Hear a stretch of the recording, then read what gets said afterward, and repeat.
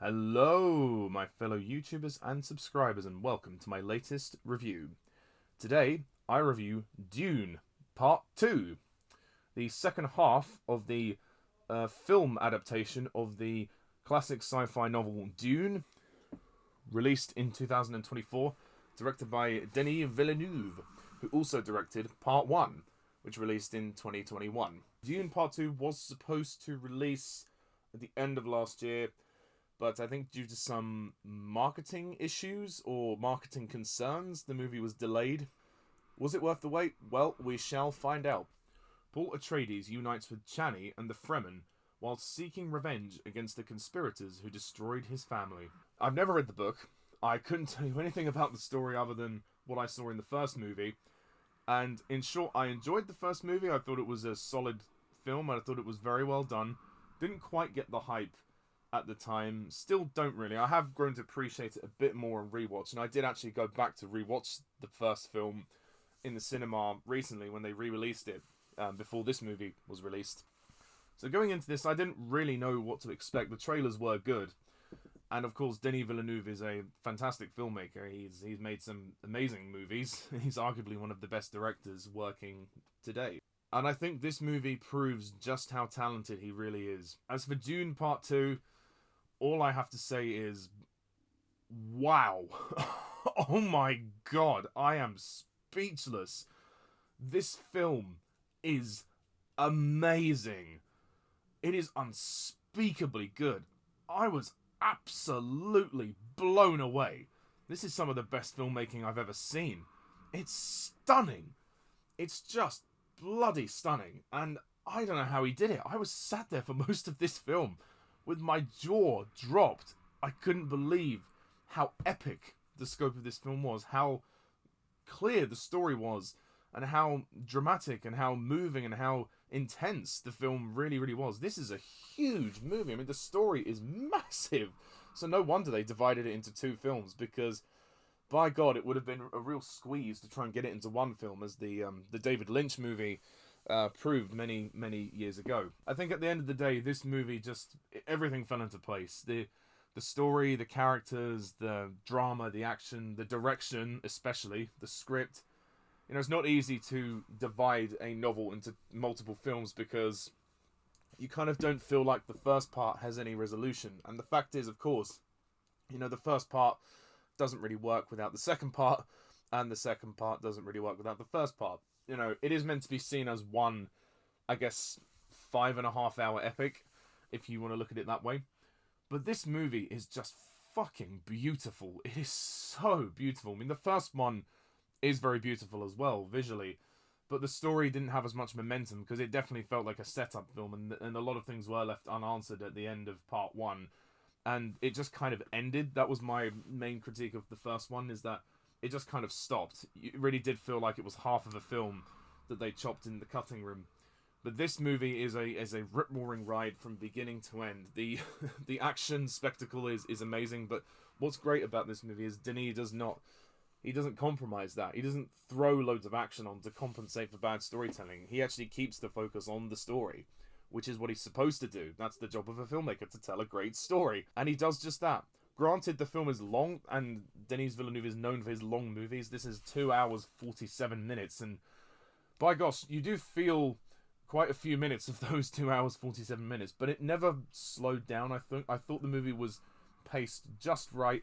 It earned that runtime. It's, even though it is longer than the first film, it earns the runtime, whereas I felt the first film sagged quite a bit and really just lacked a lot of momentum. And also the story was a little complicated in the first one. But what I like about this movie is that it has a lot of religious kind of tones. The whole story is about the second coming. Paul is treated as the second coming, Freeman's messiah, as it were, and they want him to be their leader into the promised land, into peace. But Paul is very conflicted because he's still having visions, and he's envisioning all of them dead, and he's envisioning their doom, and also he's envisioning his relationship with Chani ending in sorrow. So he doesn't really want to step up to his responsibilities and take on the leadership role that he has been given. And considering his house was destroyed and his father was murdered in the first movie, and his mother is also pregnant, so he has a lot on his mind. And his mother as well, played by Rebecca Ferguson, she takes a very interesting turn in this story. But as for Timothe Chalamet, I have to give him credit. This is the best performance I've seen him do in anything that I've seen him do. He's so much better than he is in the first one, and I think he really stepped up to what was quite possibly a very difficult role to play. There are elements of Paul which are quite dark, but also not. He's a very difficult character to understand. You know, he goes through a lot, and what he's going through is really tested. And there's also this concept where him and his mother have to drink this blue water, which is like the water of life or something or other, which allows them to foresee the future. So it's kind of interesting how the relationship with his mother becomes fractured quite a lot, because she tries to exploit his abilities and make him see the future to change their advantages, as it were. And there's also this psychic element with the mother, in that his mother and her unborn child are able to communicate telepathically, which is quite absurd, but at the same time, it does provoke some interesting drama, to say the least. Rebecca Ferguson's character, Lady Jessica, becomes the reverend mother for the Freeman people, and so her journey in this film is very different to her journey in the first movie, and she certainly gets a lot more development. And there are certainly characters that don't agree with all of her choices, and I like it when scripts are written like that. I like it when characters make decisions that affect everybody in different ways, and I think that's how you create great drama, is that one decision from one character motivates a different response from another character, which I think is fascinating. Speaking of performances though, oh my god, the acting is so good in this film. Austin Butler is fucking brilliant in this film. He is so creepy as this guy called Fade Ruther, who is, I believe, the Baron's nephew, and he is this ultra tough warrior who is not afraid to slit anyone's throat, and he really is just after power, I suppose. He really wants the throne, and he really wants to just kill. And the makeup and the design is just superb. I mean, the design for the whole film is just masterful, but Austin Butler really creeped me out. You wouldn't believe that this guy played Elvis. you really wouldn't believe that he played Elvis, but he was so good in this movie. I mean, he could easily win an Oscar for his performance. I wouldn't put it past him. Javier Bardem was great in this movie as well. As Stilgar, he gets a lot more development, and he's the one that really believes in Paul and is trying to pioneer for Paul to take over. Zendaya deserves a mention as Chani. Her appearance in the first movie was quite brief, but in this one she gets a hell of a lot more to do, and there's some relationship drama with her and Paul, but it's handled very, very well. It's handled sensitively. It's not cliche at all. It's actually written very, very well, but it is in the forefront, but it doesn't take over the main events of the story, which I like, and it becomes actually a part of the drama as well, as the relationship is tested quite a lot towards the end. As time goes on, Chani starts to worry about Paul, and she doesn't agree with everything that his mother does, nor he does, so you'll have to see the movie to find out exactly what happens, but that's that. Dave Bautista and Stellan Skarsgard feature a bit in this one, and they're very good in their brief appearances as Baron Harkonnen and Rabban. Also, for you Bond fans, we have a couple of Bond actors in this movie. We have Christopher Walken, who plays the Emperor. Now, this is where I've got to put my critic hat on. My one critique of this movie is that Christopher Walken's Emperor is just not very good. He's just dull. I don't know what it is. Christopher Walken gives a very lifeless performance. It's not that engaging, and you don't really believe he's the Emperor. I mean, at times I got confused because I was led to believe that Stellan Skarsgård was the Emperor. I mean, I obviously missed something. I don't know the book that well. It felt like his character of the Emperor did kind of come out of nowhere, but because he wasn't in part one, and neither was his daughter, played by Florence Pugh. Florence Pugh was also kind of wasted in the movie. She didn't do all that much. She does do a good job. And of course, Josh Brolin returns as Gurney. He's also very good. And the list goes on. You get the idea. And just the scope of this film is massive. I mean, this is huge. It's twice as big as the first movie, and the action is 10 times more. There's definitely more action in the movie, and the humongous battles that you get in this are very well done. But again, they don't go on too long, and they don't outstay their welcome, which I think is great. One of the most impressive action spectacle moments for me is when Paul first gets to ride a giant worm. You know, the worms are awesome. I mean, you don't get to see a huge view of them because they're covered in sand, but you get to see the outline of them, and the design is pretty cool. I mean, it's simple, but it works. And just the sheer size of them is just massive. I mean, constantly throughout the movie, Paul's on a journey to learn the ways of the Freemen, to gain their trust, to become their leader, to fulfill some prophecy. So again, the whole religious undertones of the story, I think is very interesting, and there's a lot of philosophy in here, which may detract some mainstream audience members, but it didn't for me. I was constantly intrigued throughout this movie, and you do feel like it does go on a long time, but it, like I say, it never outstays its welcome, and the movie is so immersive. I mean, the lighting and the colours, the cinematography is just absolutely outstanding. How does Denis do it? I don't know how he does it. Denis Villeneuve, he is one of the best directors we have working at the moment. He is so good. What he has done with these two films has been incredible. Honestly, even though I don't think the first one is perfect, I still think that as a two-part piece, they form an epic story, and they are just insanely good.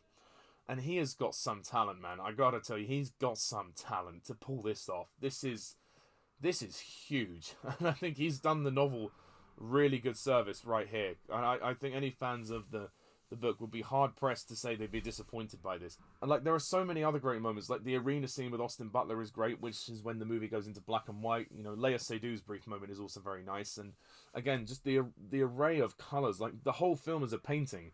This is the type of filmmaking we need more of in mainstream media. This is the greatest sci-fi movie since Star Wars, you know, or since 2001. You know, it's one of the best sci-fi movies ever made. I genuinely mean that. And I haven't actually seen his Arrival film yet, and now I really want to go and watch it after seeing this. This is better than Blade Runner 2049. I'm being serious. This is possibly Denis Villeneuve's best movie ever made. I mean, it's that good. It is truly a masterpiece, and it is a work of art. I'm astounded how good it is. I mean, as you can hear, I'm struggling to find the words to comprehend what I've just seen, because what an experience. It is unspeakably good. And the climax of this film is so gut-wrenching, emotional, and intense. I don't know what else to say. I can't spoil it. I cannot spoil it. But what I can say is I'm going back for a second helping in IMAX, because what I just saw was absolutely spectacular. The build-up in part one is definitely worth it. This is the payoff. So one day I'm going to watch both these movies in 4K at home on my PS5 to really see the story as a whole, and then I can sort of judge it as a whole, and maybe do a reflection on the Dune adaptation as the two-part adaptation, which in some ways was a well, in every way actually was a very good decision. I own the first movie on 4K, so I look forward to owning this one on 4K as well, because by God, this film was just fantastic. So overall, you know what I'm going to rate this movie. I'm going to give Dune Part 2 an easy 10 out of 10. This is the best movie of the year so far, without question. It's a friggin' masterpiece. With the award season, if this movie had come out earlier, it may well have been nominated for 11 Oscars. And I think it deserves it. I mean, if it were to have been nominated for 11 Oscars, it probably would have won them. It's that good. It's that artistic. I mean, as artistic as Poor Things is not a movie for everybody. Dune Part 2 may not also be a movie for everybody. And with the religious stuff, it doesn't try to preach. It really isn't like that. It's not trying to be that. It's just the way that the story is told and the world that these characters live in. They have so much reliance on, you know, philosophy and faith and belief. It's a real part of the culture of this science fiction world. The design, the costumes, everything. It's beautiful. This is one of the most beautiful films ever made, and one of the most beautiful films in the last God knows how many years. I can't stop gushing over it, so before I start sugarcoating it, I'll just call it a day and say that you need to see this movie. If you haven't seen it yet, you've really got to see it. There are some parts of the plot which I don't think entirely work. I will say that there's the whole thing with the mother talking to her unborn child, forming a connection, and then seeing a flash forward of her child grown up is a bit weird. I mean, I still don't quite understand that. I do need to watch the movie a couple more times to really understand it. Denis Villeneuve, you know, bravo. What an absolute triumph. So anyway, thank you very much all for listening. And sorry it went on a bit too long, but I had a lot to say. The movie's worth talking about. So go and see Dune Part 2 as soon as you can. And stay tuned for more audio content. So until next time, see you soon.